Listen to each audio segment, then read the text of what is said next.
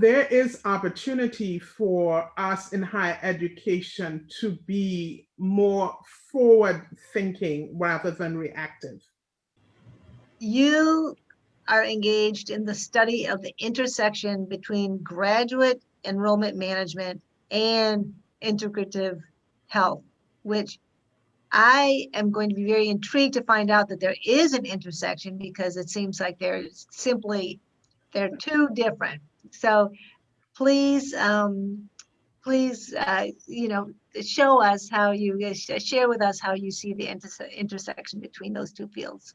Yeah, so I have had an interest in integrative health, which involves a number of different sort of what are commonly known as complementary medicine practices. So things like acupuncture, herbal medicine. Um, and my thought was, having worked at Maryland University of Integrative Health as their director of admissions, I wondered about how the pipeline to those professions were being shaped by the enrollment management process. Oh. And that's where I thought of because we talk often about the pipeline to the health professions. Those fields of study, in complementary medicine fields of study, are newer to the higher education space than, let's say, medicine or physical therapy or occupational therapy, and some of our other fields. And so I wanted to look at how these emerging fields were being managed from a graduate enrollment management perspective, and what were some of the challenges that those schools that are focused on those specialized areas were facing. And so that's how I came to that intersection. Yeah, that is so interesting because I didn't think about it until I interviewed you for the book as a spotlight person. And when you talked about those two things, the health profession and enrollment, and I never really thought about that before. And I don't really think they talked about it when we were studying at GW, at least in the classes as much. So you brought a different perspective, with that. So thank you for doing that. So I guess in the context of your research, and you've done many years of research, I remember, I think your dissertation maybe was related to this. Can you talk about the importance of the pipeline to the health professions? Yeah, so as we move through the pandemic in the last year, and we look at the incredible resources that were required to get us sort of safely through that.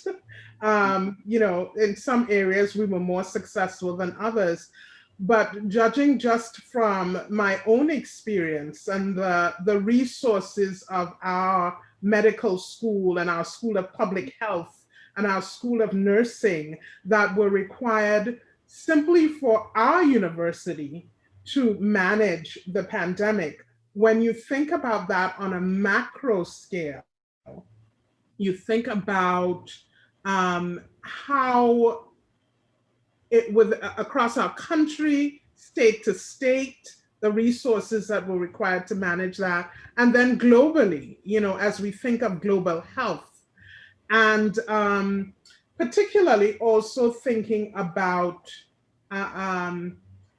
how health disparities are impacted by some of the systemic issues that we face in this country.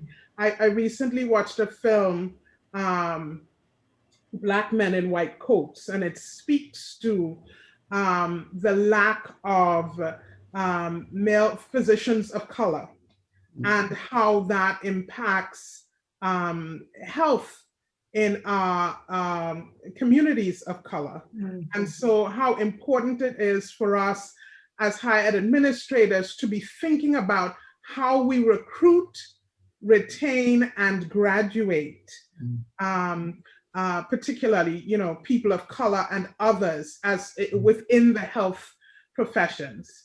So really just connecting the dots, continuing to connect those dots, and reminding ourselves that, yes, we think of graduate enrollment, and those of us who are in that area, we think about recruitment in sort of, the traditional way you recruit a class each year and that kind of thing, but really thinking strategically about how we are impacting our communities and our world in areas such as public health.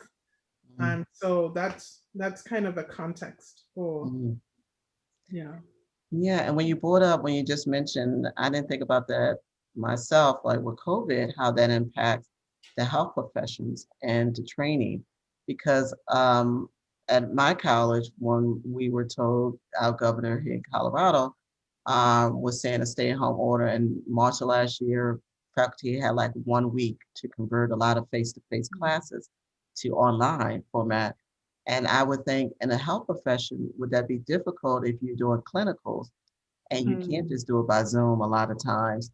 Some of the things that maybe they could do by Zoom in other disciplines, or, wouldn't that be more, I would think it'd be more challenging if you're in a health profession you're studying to, okay, everybody convert to online.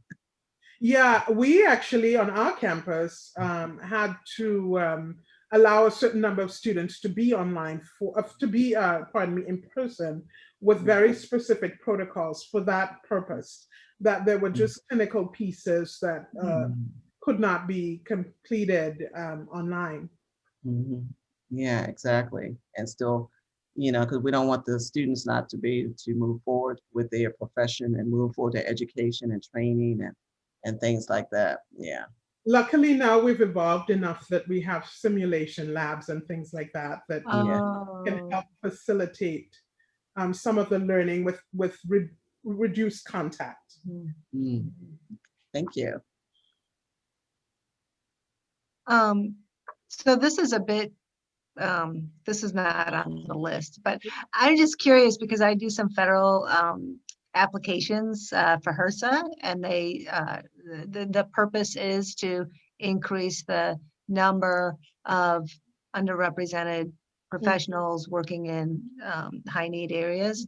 And is the work that you're doing on recruitment, is that part of that larger picture?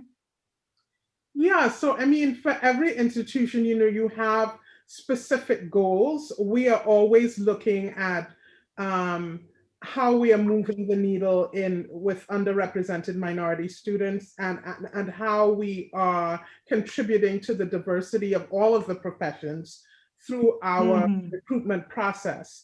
And so we are very deliberate in that particular goal, in making sure that our recruitment strategies match some of our overarching goals around diversity. And there are many, other colleges doing the same thing. I have many colleagues that, are sort of working through the same type of thing. Higher education administration is very, very hard to do well. That's just a fact. And I'm wondering if you could talk to our listeners about two things. One is the opportunities that you found in every stage of your career in higher education, predominantly in administration. And if you could just share your strategy for success. So talking first about the opportunities that you found in each of the stages, and then moving to, sharing some of your strategies for success.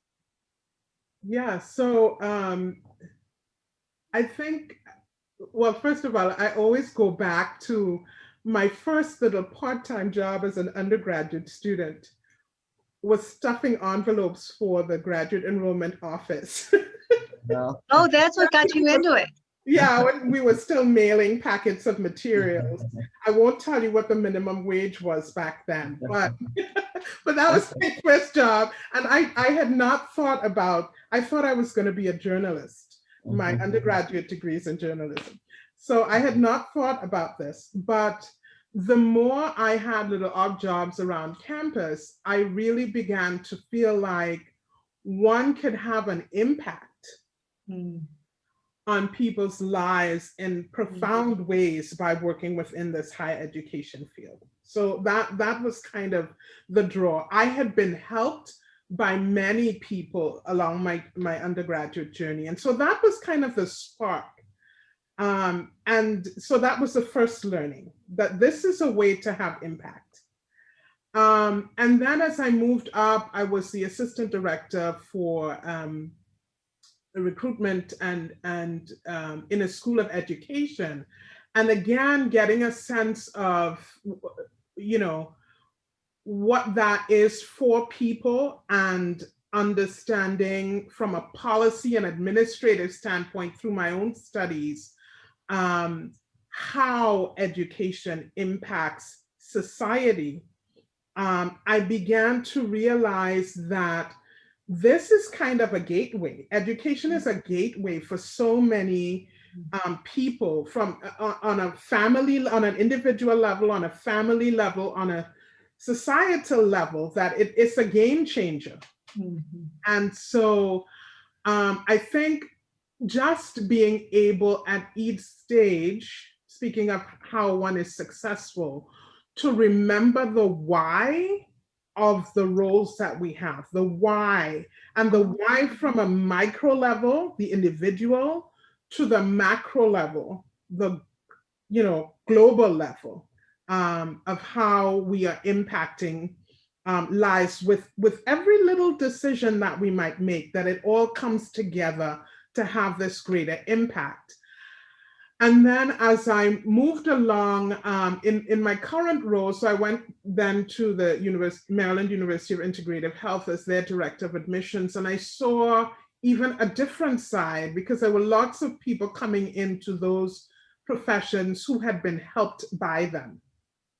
So I found in people this desire to help others from what had helped them. A lot of military families who had been helped by acupuncture, wanting to now be acupuncturists. So again, what I'm talking about is not specific to higher ed, but in a way, I should say it's not specific to higher education administration, but those are the ways in which I think about how I do my job now, and that impact my success. The ability to connect with people and understand their needs, the ability to take that into consideration even as I make strategic decisions for my work, and keeping in mind the why of each decision that I make and how it has impact.